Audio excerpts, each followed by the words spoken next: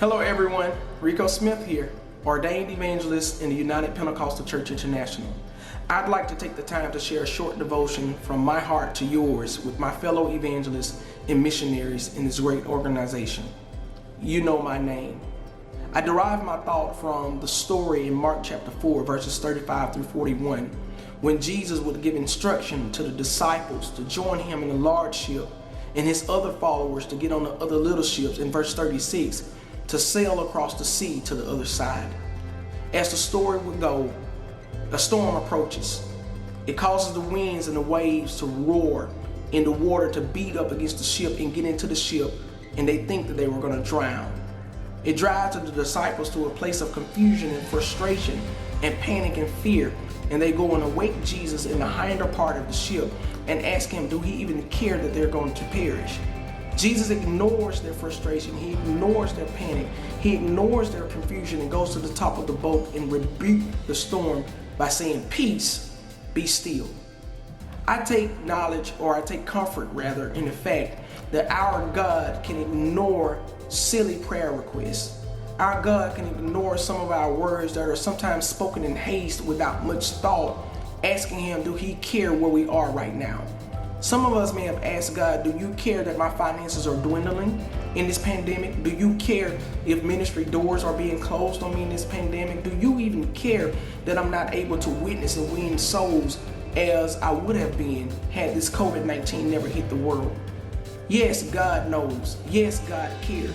But he allowed this pandemic to push us into a place of quarantine that we may fast and pray and get all that we can out of God so that he can use us to the fullest potential when he releases us back into the world.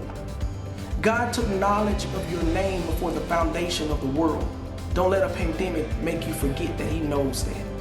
If God ever gives you instructions, all of his instructions comes with promises.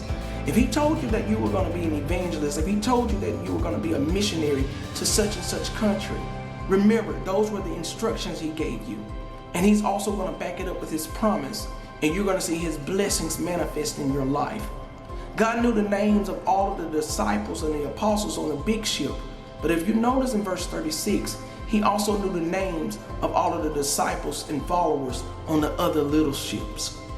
They were all caught up in the same storm, but notice they all received the same magnitude of a miracle.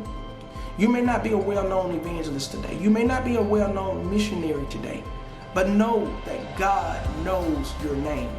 And if God has taken knowledge of your name, that means that it is written in the Lamb's book of life and on the roll that is in heaven. I don't know of a better person who should have you locked into their contact list than God. If God has you locked in, then guess what? He also has his eye on your situation. He also has his eye on your finances, and he also has his eye on your ministry. Yes, the storm may be raging. The winds may be blowing, and the thunder may be roaring, and the lightning may be flashing. Take confidence. Hold dear to your heart. Be encouraged, my sister and my brother, that God knows your name. And if he knows your name, he knows your circumstance.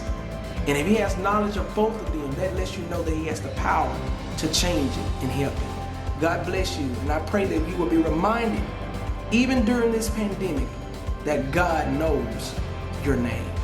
In Jesus' name, be blessed.